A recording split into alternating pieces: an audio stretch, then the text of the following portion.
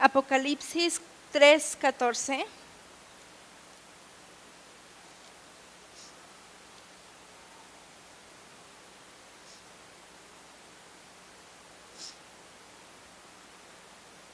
Y yo le puse a esta prédica, este mensaje, lobos disfrazados de ovejas. Y en Apocalipsis 3:14 habla acerca de la iglesia, o el mensaje a la iglesia de la Odisea. Dice: escribe esta carta al ángel de la iglesia de la Odisea. Este es el mensaje de aquel que es el Amén, el testigo fiel y verdadero, el principio de la nueva creación de Dios. Yo sé que todo lo que haces, estoy leyendo la Nueva Traducción Viviente, que no eres ni frío ni caliente. Como quisiera lo uno o lo otro, pero ya que eres tibio, ni frío ni caliente, te escupiré de mi boca. Tú dices: soy rico, tengo todo lo que quiero, no necesito nada. Y no te das cuenta de que eres un infeliz y un miserable, eres pobre, ciego y estás desnudo. Así que te aconsejo que de mí compres oro, un oro purificado por fuego, y entonces serás rico. Compra también ropas blancas de mí, así no tendrás vergüenza por tu desnudez, y compra ungüento para tus ojos, para que así puedas ver. Yo corrijo y disciplino a todos los que amo. Por lo tanto, sé diligente y arrepiéntete de tu indiferencia. Mira, yo estoy a la puerta y llamo. Si oyes mi voz y abres la puerta, yo entraré y cenaremos juntos como amigos. Todos los que salgan vencedores se sentarán conmigo en mi trono, tal como yo salí vencedor y me senté con mi Padre en su trono. Todo el que tenga oídos para oír debe escuchar al Espíritu y entender lo que Él dice a las iglesias. Voy a orar. Señor, te doy gracias, Padre Celestial, porque, Señor, tú eres bueno con nosotros. Señor, es tu misericordia la que nos abraza. Dios, es tu amor, Señor, el que podemos ver todos los días. Padre Celestial, que esta mañana, Dios, tu Espíritu Santo desciende en este lugar. Señor, cierra mi boca si es que no tengo que decir algo y es incorrecto ante tus ojos, Señor. Señor, que el mensaje de Dios sea transparente ante ti, Señor, que Dios, tú traigas un renuevo en nuestro corazón, Dios, que tú traigas una transformación de nuestra mente, en el nombre de Cristo Jesús. Amén.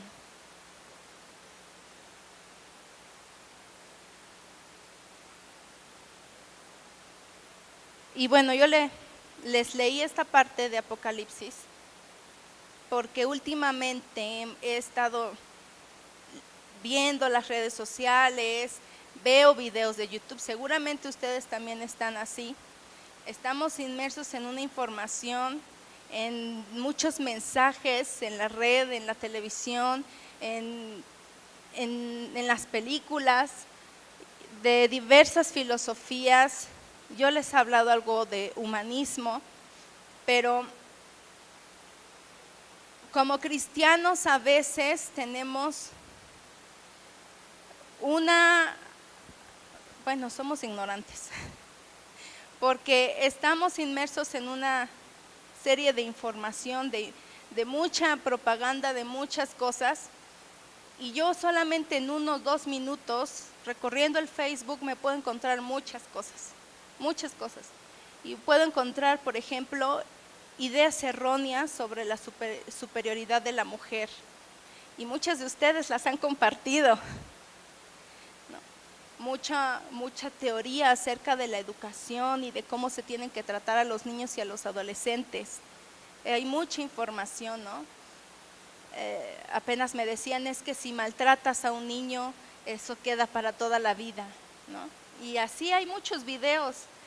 Solamente yo revisé Facebook y conté el tiempo en 1 minuto de lo que recorría en Facebook y pude encontrar todo esto: alimentos o dietas que nos engañan, políticas y noticias de las que están hoy surgiendo en nuestro país, filosofías maquilladas de buenos pensamientos o mensajes positivos, y personajes que son perversos y que están siendo convertidos en héroes.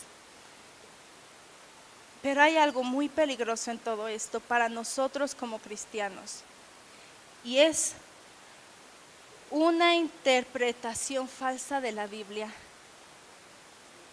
y que no la puedas reconocer.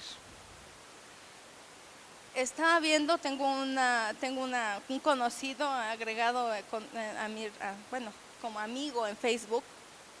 Tiene muchos años que yo no lo veo, solamente lo conozco de la universidad y sé que es cristiano y sé que publica, y nunca me ha parecido mal las publicaciones que hacen, ¿no? Pone versículos, pone pensamientos, está cordial. En una ocasión subió un video y dijo: qué bueno y qué padre que las personas aún podamos predicar de Dios en los medios de comunicación, y puso el video, y es una persona que está hablando de versículos en un programa de televisión, en el canal de Imagen matutino, creo, porque yo no lo veo, pero el video se escucha muy bonito, ¿no? Menciona muchos versículos y todos: qué padre, qué padre, qué padre. Pero su mensaje no incomoda, su mensaje no nos lleva a más. Y eso es algo muy peligroso en la vida cristiana, que podemos identificar las mentiras, pero no podemos identificar las mentiras disfrazadas de verdad. Y esto tiene que ver, y yo quiero empezar en la forma general para llegar a la parte o a lo particular. Y quiero darles un ejemplo de lo que pasa en la Biblia y de lo que yo estaba leyendo con los colosenses. Siempre que hablo o que pienso en ese tipo de pensamientos filosóficos y teorías y humanismo y todas estas corrientes, me acuerdo de los colosenses. Y Pablo les escribe una carta, él estando en la cárcel, les escribe una carta. Él no los conocía, no había visitado a la iglesia, pero Epafras estaba muy preocupado. Yo supongo que le enseñó, le escribió, lo fue a visitar y le mostró a Pablo cuál era su preocupación, de que estaban entrando muchas corrientes en Colosa que estaban siendo mezcladas en el evangelio, que se estaban filtrando en la iglesia y que pues eran preocupantes, ¿no? Eran pensamientos o sincretismos, ¿no? Donde hacían la fusión de diferentes filosofías, incluida el cristianismo. Y Pablo le escribe a los colosenses y les advierte. Entonces quisiera que fuéramos a Colosenses 2.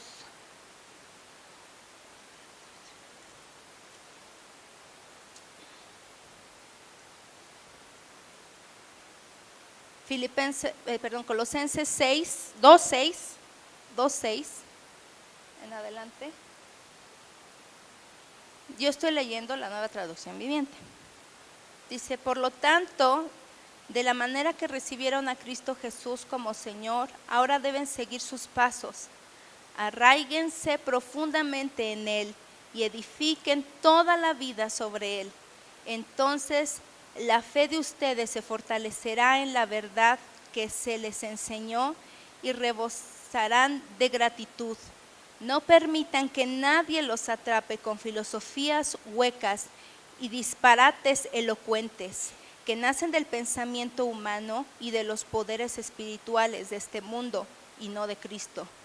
Pues en Cristo habita toda la plenitud de Dios en un cuerpo humano, de modo que ustedes también están completos mediante la unión con Cristo, quien es la cabeza. de todo gobernante y toda autoridad. Pablo les escribe y les recalca, y la primera parte de Colosenses está la supremacía de Jesucristo, y él habla y les habla acerca de Jesucristo y les tiene que y les recuerda cuáles son las bases y los fundamentos de la fe en Cristo. Y todo Colosenses, que son 4 capítulos, 3 de ellos les habla acerca de lo que es una vida en Cristo, de quiénes son en Cristo Jesús, quién es Jesucristo. Sin Jesucristo nuestra fe es vana, ¿no?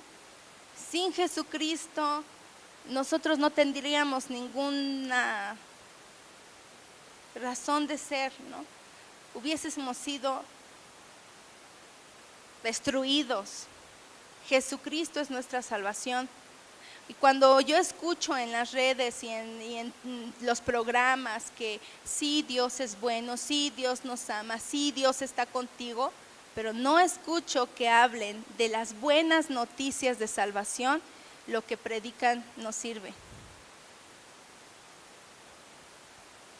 No sirve porque necesitamos hablarle a las personas de lo que Cristo está haciendo en nuestras vidas, de la transformación de nuestra mente, de la transformación de nuestro corazón, de la transformación en nuestra casa, en nuestra familia.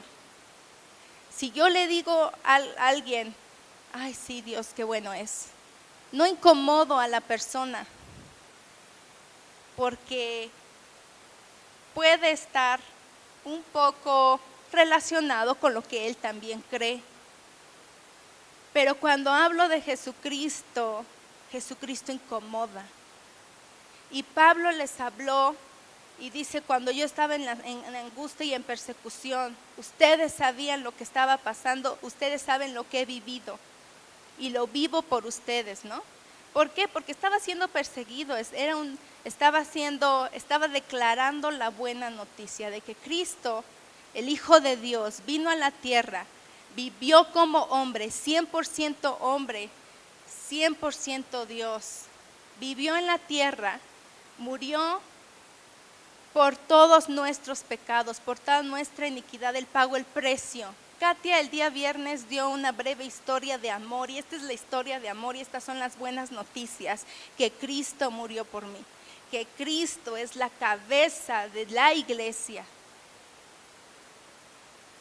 Y ese es el evangelio, esa es la buena noticia. Y eso es lo que tenemos que hablar. Y no nada más hablar, sino que lo tenemos que demostrar. Entonces, Colosenses aquí en Colosenses 1:15, habla de Jesucristo y de la supremacía de Jesucristo. Y a mí esta es una parte y creo que me gusta mucho, me encanta leerlo porque dice, Cristo es la imagen visible del Dios invisible. Y de ahí hasta el 20 está relatando todo lo que Jesucristo es. Dice, Él ya existía antes de que todas las cosas fueran creadas y es supremo sobre toda la creación. Y no me canso de leerlo porque tengo que entender y tengo que atesorarlo en mi corazón, en mi mente si quiero, primero, y en mi corazón para que haya una transformación y entienda que mi vida hoy depende de mi relación con Él. Porque Él dice aquí, Él ya existía antes de todas las cosas. Y lo que estaba pasando en Colosenses es que tenían 2 pensamientos erróneos. Uno era que estaban siendo engañados por filosofías que decían que Jesucristo solamente era un ser supremo y era un ser arcángel, era intercesor, un ángel un poco superior a nosotros y que Él intercedía ante el ser supremo Dios, ¿no? Y le quitaban toda la autoridad a Jesucristo y eso es el evangelio, que Jesucristo es Dios, es la segunda persona de la Trinidad, pero es Dios mismo. Él estaba al principio, Él está hoy y Él está por los siglos. Es lo que estaba diciendo el pastor, ¿no? Él es, es y será ¿no? Él no cambia. Y aquí este es el error que estaban teniendo los colosenses, o lo que estaban sufriendo por falsas enseñanzas, por falsos maestros, por falsos profetas, que Jesucristo era solamente un ser supremo, y muchos hoy en día piensan eso. Hoy muchos todavía piensan que Jesucristo está en la cruz, o que Jesucristo tiene una corona, o que Jesucristo es un bebé. Y no ha habido una transformación en sus mentes y en sus corazones de quién es Jesucristo. Y a mí me encanta Colosenses 1:15 al 20, porque ahí expresa. Y el 19 dice: pues a Dios en toda su plenitud le agradó vivir en Cristo, y por medio de Él Dios reconcilió consigo todas las cosas. No hay reconciliación del hombre a Dios si Jesucristo no es el medio. Y dice: hizo la paz con todo lo que existía en el cielo y en la tierra, por medio de la sangre de Cristo en la cruz. Y nuestra fe completa no nada más es que murió, sino que Él resucitó y venció la muerte, y tomó las llaves del infierno, y tomó la autoridad, y Él hoy está sentado a la diestra del Padre, gobernando sobre todo. Y lo sabemos, pero no ha sido hecho vida en nuestros cuerpos. Y eso es lo que tiene que mover mi vida cuando vengo a trabajar, cuando voy a una junta, cuando tengo que ir a vender algo, cuando estoy con mis hijos. Eso es lo que tiene que mover tu diario vivir. No solamente porque lo sabes y porque eres cristiano, sino porque eso debe ser tu vida.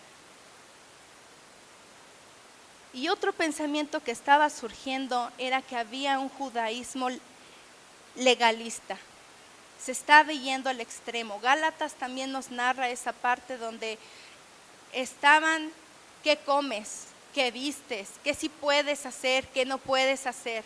Y entonces estaban entrando en una religión, en un pensamiento únicamente religioso. Era un extremo, uno de otro. Unos eran muy legalistas y otros eran como que pensamientos ahí muy vagos. Por eso, al final de Colosenses era una provincia a 10 kilómetros de Laodicea. Eran 3 iglesias establecidas en ese mismo valle, muy cercanas, como si fuera Puebla, Cholula, ¿no?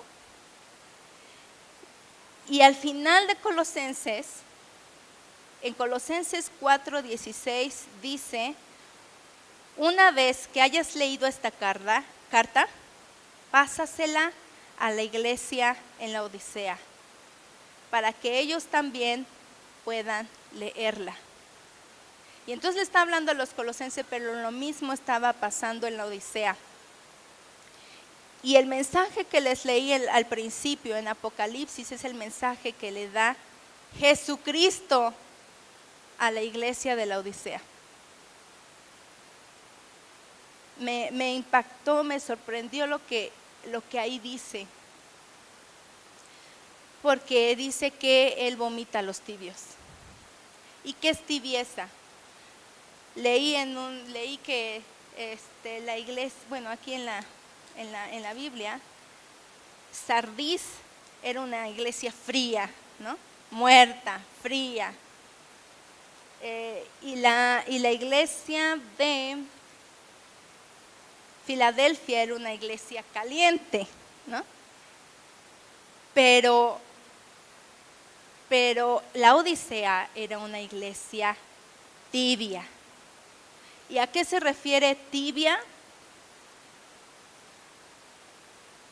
Pues cuando hace mucho frío, como seres humanos, pues no lo aguantamos, ¿verdad? No nos gustan las temperaturas extremas. Si hace mucho frío, necesitamos un suéter para nivelar la temperatura, y si hace mucho calor nos ponemos de mal y necesitamos un ventilador o aire acondicionado, porque no nos gustan las temperaturas extremas. Y buscamos siempre, ¿no?, nivelarnos. Y es lo que pasaba aquí, lo expresa aquí el autor de esta manera, o aquí Jesucristo les dice que los vomita.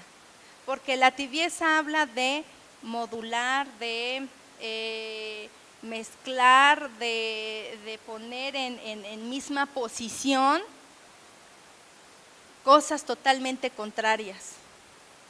Y es lo que estaba pasando en Colosa, y es lo que estaba pasando en la Odisea. Y nos pone un ejemplo, dice: yo soy rico, tengo todo lo que tengo, no necesito nada. Estoy cómodo, aquí la temperatura está cómoda, aquí el lugar está, si quiero voy, si no quiero no voy. Entonces yo veo aquí dos cosas: no hay compromiso y hay mucha comodidad. Pero aguas, porque vas a ser muy fácilmente engañado. Vas a entrar en el engaño del mundo y no vas a poder distinguir entre una mentira y una mentira disfrazada, porque estás cómodo, porque no buscas de Dios, porque tienes todo, ¿no? Voy a la iglesia, tengo una familia, pues más o menos ahí a veces apoyo, y hay que tener mucho cuidado porque aquí lo está diciendo, dice el ejemplo: tú dices, yo soy rico, tengo todo lo que quiero, no necesito nada, y no te das cuenta de que eres un infeliz y un miserable, eres pobre, ciego y estás desnudo. Es un mensaje muy fuerte. Y le está hablando a la iglesia, no le está hablando en conversos, le está hablando a la iglesia. Estaba leyendo yo la historia de Salomón. A mí me impactó porque David era un hombre que adoraba a Dios, se equivocaba como hombre, ¿no? Pero adoraba a Dios, en su corazón estaba hacerle el templo. Dios le dijo, Dios como que dijo: bueno, David, está bien, entonces yo sé que tú tienes esa intención, pero no es necesario, ¿no? Y cuando muere David y toma el trono, o toma el reino Salomón, Dios le dice, y él pide sabiduría, Dios le da sabiduría, Dios es fiel con los descendientes de su siervo David, y Salomón dice: yo voy a construir el templo que mi padre no construyó, yo voy a hacerlo. Trajo de todas las riquezas, hizo negocio con los que vendían la madera, y hizo un templo fantástico. O sea, como lo vemos en la Biblia, era increíble. Y la respuesta de Dios fue: lo acepto, pero si tú no sigues mis mandamientos, si tú no me sirves, si tú te vas con otros dioses, si tú no eres fiel como mi siervo David, este templo va a servir de nada. Y él lo sabía, y Salomón era muy sabio, pero dice la Biblia, y termina de hablar de Salomón cuando él tiene muchas mujeres, 700, algo así, y 300, muchas mujeres. Y Dios les había dicho que no se juntaran con las extranjeras porque iban a cambiar su corazón. Y eso no nada más es de las mujeres, es que esos son todos esos pensamientos que hemos permitido que entren a nuestras vidas y que nos hemos enamorado de esos pensamientos y han cambiado nuestro corazón y nos han desviado de lo que Dios tiene para nosotros. En Primera de Reyes, si me acompañas, 11.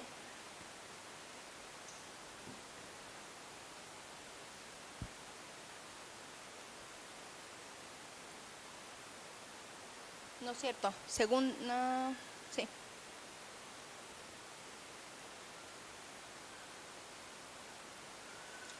Sí. Primera de Reyes 11:10. 11:9. Voy a leer desde el 9. Y dice: el Señor estaba muy enojado con Salomón, porque su corazón se había apartado del Señor, Dios de Israel, quien se le había aparecido 2 veces, le había advertido a Salomón específicamente que no rindiera culto a otros dioses, pero Salomón no hizo caso al mandamiento del Señor. En consecuencia, el Señor le dijo: ya que no has cumplido mi pacto y has desobedecido mis decretos, ciertamente te arrancaré el trono y se lo daré a uno de tus siervos, pero por amor a tu padre David no lo haré mientras vivas, sino que le quitaré el trono a tu hijo. Y aún así no le quitaré el reino entero, le dejaré ser rey de una tribu por amor a mi siervo David y por amor a Jerusalén, mi ciudad escogida. O sea, Dios es misericordioso. Dios tenía mucho amor por su pueblo, ¿no? Porque de tal manera amó a Dios al mundo. Este es el amor de Dios y aquí lo muestra, ¿no? Salomón se desvió, se perdió y Dios le amaba a David y le amaba a su pueblo. Y por amor a su pueblo y por amor a su siervo David, dejó que todavía siguiera la descendencia. Le dio una tribu. Y ahí es cuando se da la división del reino. Los de Judá y los de Israel. Y todo porque su corazón se había desviado del propósito de lo que Dios tenía. Esta semana salí de viaje con mis alumnos y pues los trato de llevar a lugares donde pues es como aventura, echarse en las pozas y todo esto. Y llegamos a un punto donde nos echamos a una poza, más o menos, no era tan alto, yo creo que era 2 metros de altura. Echarte al agua, era una poza así muy bonita, tipo alberca natural. Y me dicen: corre y no veas, ¿no? Pues yo corro y veo, y pues no, me paro y no me echo. Pero después pensé: no, ni modo, están mis alumnos viéndome, ni modo. Me eché, ¿no? Pero el agua estaba tranquilita. Y después al otro día nos llevaron a los ríos, a los rápidos. Y nos dicen: ¿quieren echarse otra vez como ayer? Y pues la Miss dijo: sí, yo puedo, ¿no? Sí, no tenemos que verme como que no puedo. Entonces fui y nos dicen: pero vamos a bajar acá y vamos a caminar y los vamos a llevar a donde es. Y todos: ¿pero es seguro? Pero sí, así como que dudosos. Y yo: sí, pues dicen que es como ayer.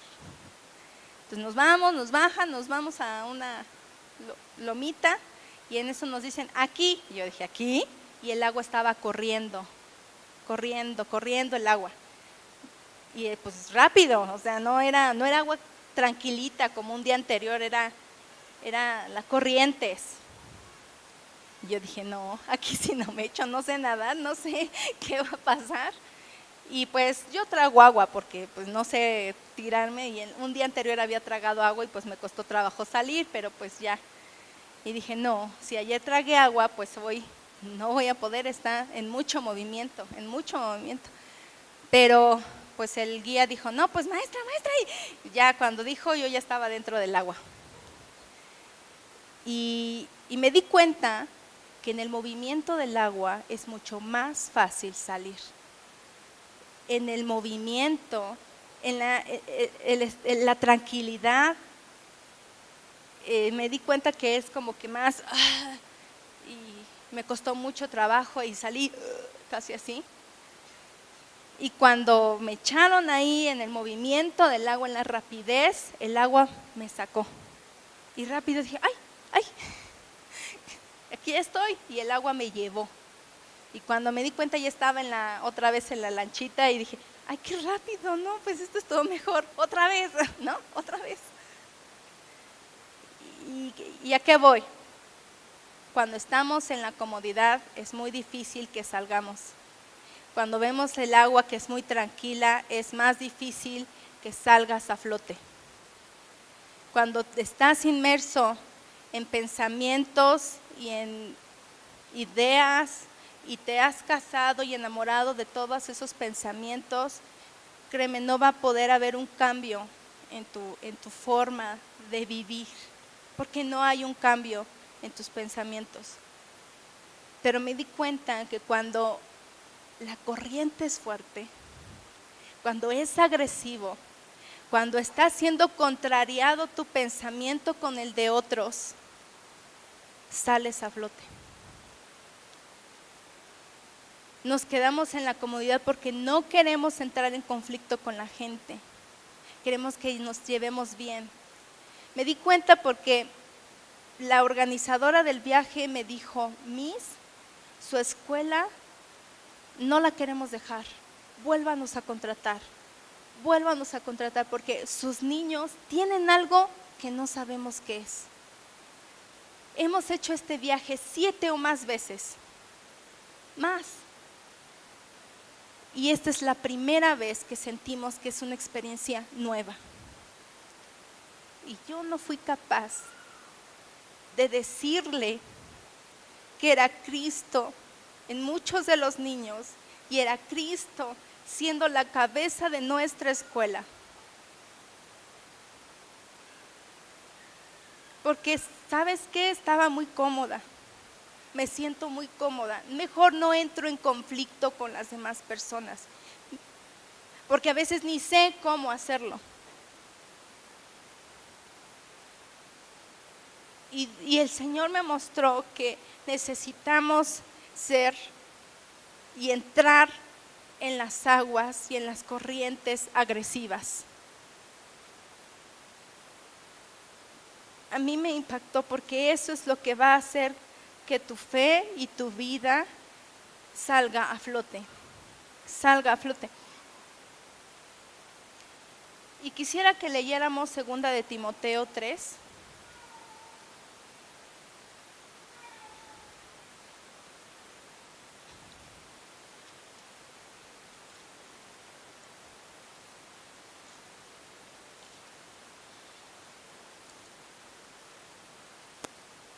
Segunda de Timoteo 3. Y voy a leer, pues, todo el capítulo. Dice: Timoteo, es bueno que sepas que en los últimos días habrá tiempos muy difíciles, pues la gente solo tendrá amor por sí misma y por su dinero. Serán fanfarrones y orgullosos, se burlarán de Dios, serán desobedientes a sus padres y malagradecidos. No considerarán nada sagrado, no amarán ni perdonarán, calumniarán a todos y no tendrán control propio. Serán crueles y odiarán lo que es bueno, traicionarán a sus amigos, serán imprudentes, se llenarán de soberbia y amarán el placer en lugar de amar a Dios. Actuarán como religiosos, pero rechazarán el único poder capaz de hacerlos obedientes a Dios. Aléjate de esa clase de individuos, pues son de los que se las ingenian para meterse en las casas de otros y ganarse la confianza de mujeres vulnerables que cargan con la culpa del pecado y están dominadas por todo tipo de deseos. Dichas mujeres siempre van detrás de nuestras enseñanzas, pero jamás logran entender la verdad. Estos maestros se oponen a la verdad, tal como Janes y Jambres se opusieron a Moisés. Tienen la mente depravada y una fe falsa, pero no se saldrán con la suya por mucho tiempo. Algún día todos se darán cuenta de lo tontos que son, tal como pasó con Janes y Jambres. Pero tú, Timoteo, sabes muy bien lo que yo enseño y cómo vivo y cuál es el propósito de mi vida. También sabes mi fe, mi paciencia, mi amor y mi constancia. Sabes cuántas preocupaciones y sufrimientos he soportado y cómo fui perseguido en Antioquía, Iconio y Listra.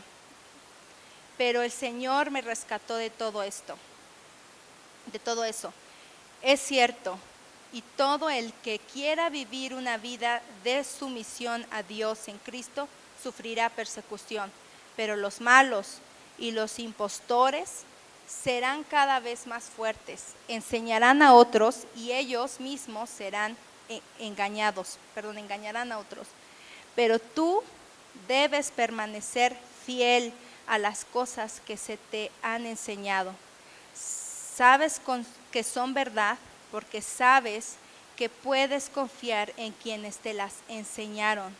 Desde la niñez se te ha enseñado las sagradas escrituras, las cuales te han dado la sabiduría para recibir la salvación que viene por confiar en Cristo Jesús.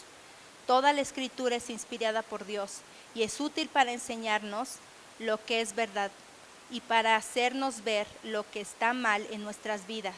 Nos corrige cuando estamos equivocados y nos enseña a hacer lo correcto. Dios la usa para preparar y capacitar a su pueblo para que haga toda buena obra.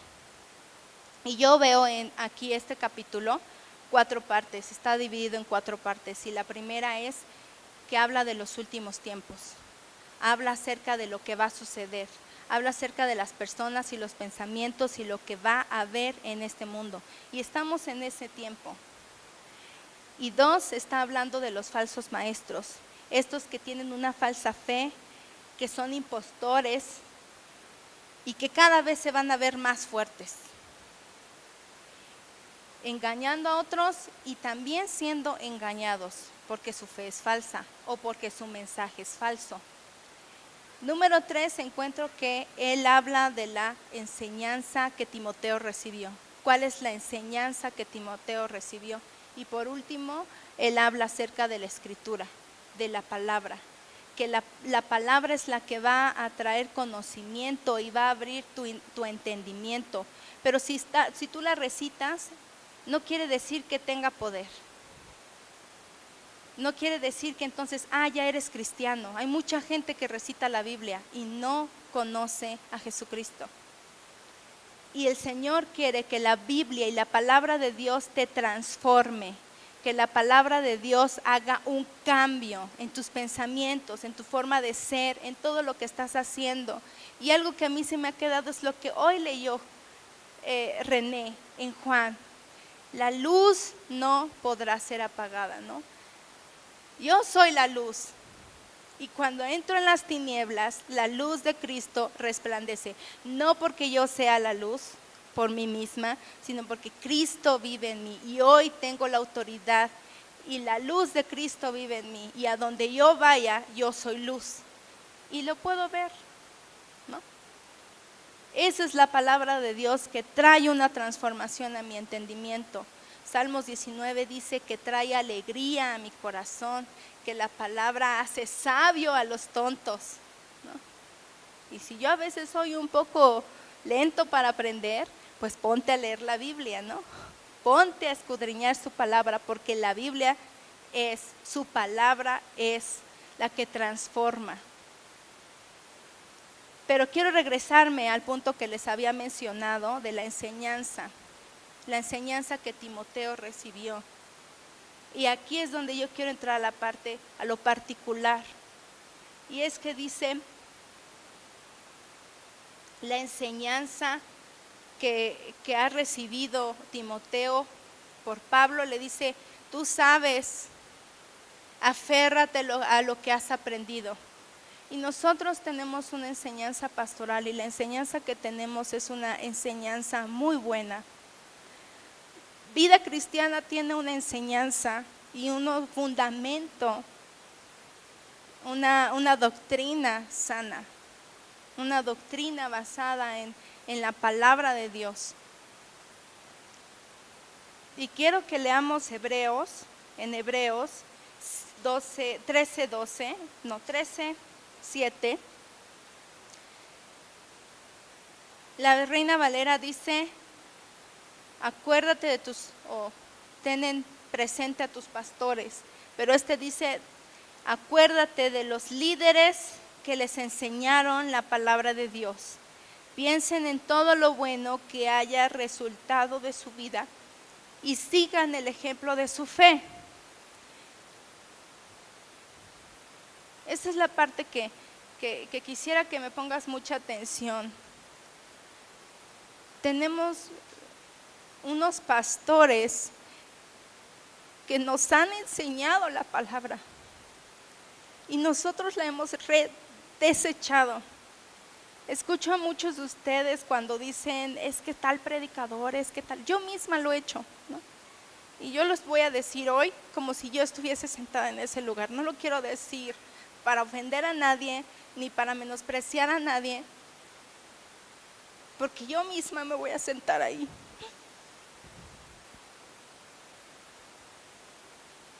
Tenemos unos pastores que nos han enseñado la palabra y la hemos desechado. Mi papá el otro día me dijo, cuando me dijo que me tocaba predicar, me dijo, Raquel, te toca. Y yo dije, bueno, ya sabes, no, que me quejo. No me avisas, papá, que yo me preparo, que esto, que lo otro. Sí, dice, ya te toca, porque ya no quiero aburrirlos, no quiero cansarlos.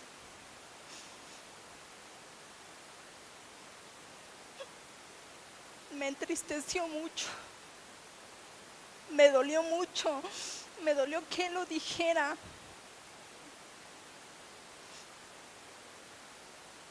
Porque nos hemos envuelto en pensamientos, en doctrinas, en videos, en youtubers, en mensajes de Facebook. Y el mensaje que recibimos aquí en nuestra iglesia, lo que hemos recibido, la sana doctrina, la hemos desechado. Cuando tú no vienes a orar, y lo digo porque yo estoy sentada ahí, cuando yo no vengo a orar, estoy desechando la sana doctrina que he recibido. Y te quiero decir una cosa, no es un hombre perfecto, así con su barba y sus cabellos. Dice aquí, acuérdate de su,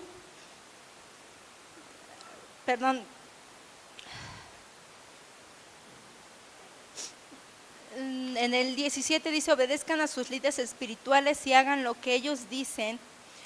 Su tarea es cuidar del alma de ustedes y tiene que rendir cuentas a Dios. Denles motivos para que lo hagan con alegría y no con dolor. Yo sé que se entristecen. Y como se los digo, no son perfectos. Dice, imiten su fe.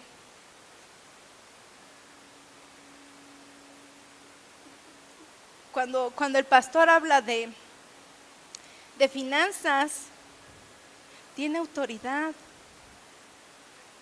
Porque dice que veas el resultado de su conducta, e imítalo. Y tiene autoridad porque Dios lo ha prosperado. Hemos desechado su disciplina, su corrección, su dirección, su enseñanza. Y a veces decimos, no, nosotros oramos por nuestro pastor y podemos hoy orar otra vez por nuestro pastor. Pero, ¿cómo estás desechándolo? Porque a veces, y quiero decir esto, no reconocemos su autoridad y la unción que Dios ha depositado en él. Y yo soy la primera que lo digo. Mucho tiempo yo estuve orando por él, para que lo cambiara, porque si ustedes no saben, es muy gruñón a veces.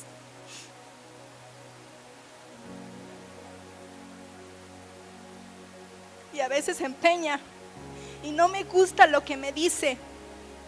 Y digo, Señor, cámbialo, por favor, cámbialo, que vea mi punto de vista. Y el Señor me ha dicho, ese es el hombre y la mujer que yo puse como autoridad sobre su iglesia. Tenemos muy poco compromiso. Cuando leí lo que le decía Jesucristo a la iglesia de Sardis, la Odisea, dice, te sientes muy cómodo, estás muy cómodo y no te has comprometido. Miserable de ti, pobre y miserable. Me dolió, porque la enseñanza y la palabra y la tenemos. Pero en primer lugar no hemos reconocido la autoridad que tienen Noé Curiel y Zoraida Curiel en esta iglesia. Ellos no fueron puestos por cualquier hombre o vinieron y dijeron aquí queremos estar. Ellos mismos, cuando escuchan su historia de cómo fueron pastores, es una historia muy fuerte. Y yo reconozco que ellos son una autoridad muy fuerte en mi vida, porque en primera son mis papás y también son mis pastores. Puede que ahorita digan que soy una... Pero en la noche, a las 3 de la mañana, el Señor me despertó con esto. ¿Qué estamos haciendo? Primero, no reconocemos su autoridad, la unción que Dios ha depositado en ellos, y no hemos rendido cuentas. La iglesia de la Odisea no rendía cuentas. Y muchos de nosotros no rendimos cuentas. No puedes ir por la vida diciendo, ay, soy cristiano, ay, hago esto, ay, hago el otro, ¿no? Cuando tu vida no ha sido transparente delante de tus pastores.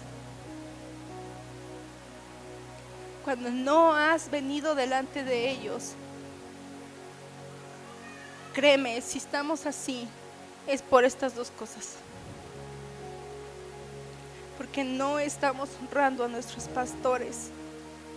Porque no apreciamos el mensaje que Dios ha puesto en ellos. Dios los ha prosperado y de eso tendríamos que estar ansiosos de saber cómo lo hicieron y aprender. Cuando la pastora regaña a tus hijos, deberías estar muy contento. Porque tiene autoridad para decirlo, para hacerlo. Y cuando estamos juzgándolos y cuando estamos por ellos, orando por ellos para que cambien, los estás juzgando. Te pones en posición de Dios para juzgarles. Saúl no era un hombre perfecto, pero era el ungido de Dios. Y eso es lo que yo reconozco de David. David sabía quién era el ungido de Dios y reconocía al ungido de Dios. Y ellos están ungidos. Es difícil a veces porque son humanos, sí. Son como tú y como yo, sí. Nosotros los Curiel tenemos ese padecimiento tan feo de empeñarnos y ser tercos. Y mi mamá lo ha sufrido. Pero Él es la autoridad y ella es su ayuda idónea. Y no nos toca a nosotros juzgarles si hacen bien o hacen mal. Y cuando nosotros entendamos que ellos son nuestra autoridad y que al primero que tendría que ir y decirle lo que está pasando en mi vida es a mi pastor, porque estoy rindiéndole cuentas, soy transparente delante de él. Créeme, tu vida va a cambiar. Aquí me impactó que dice, su tarea es cuidar del alma de ustedes y tienen que rendir cuentas como si ellos rindieran cuentas, y ellos rinden cuentas a Dios. Denles motivos para que la hagan con alegría y no con dolor. Y eso es una responsabilidad de nosotros. Tú quieres ver a pastores que están levantados, tú quieres ver a pastores que están trabajando, tú quieres ver que nuestra iglesia está creciendo. Sí es cierto, ellos tienen que hacer a lo mejor cambios en sus propias vidas, como todos nosotros, pero eso es a cuentas con Dios, ellos y el Señor. Pero a nosotros nos toca sujetar nuestras vidas en autoridad con ellos, para que entonces venga y se desate la prosperidad de nuestra iglesia. Venga y se desate los milagros que hemos estado pidiendo. Yo sé que mi papá no se atreve a decirlo. Y a veces no sé si estoy haciendo bien, pero el Señor sabe que no es con la intención de molestarle a ninguno de ustedes, pero es nuestra responsabilidad, porque eso nos beneficia. Y aquí lo dice: esto último ciertamente no les beneficiará a ustedes. Si ellos hacen su labor con dolor, no nos beneficia a nosotros.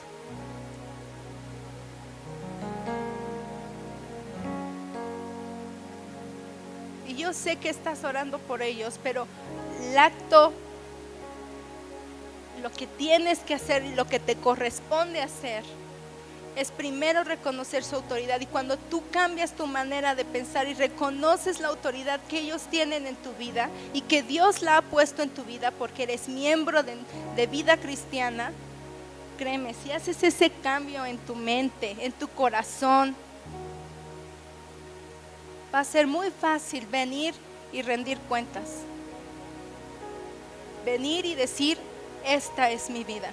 Y la Biblia dice que ellos nos van a enseñar, que ellos nos van a corregir, nos van a disciplinar, porque dice el mensaje de la Odisea: Dios disciplina y Él disciplina al que ama.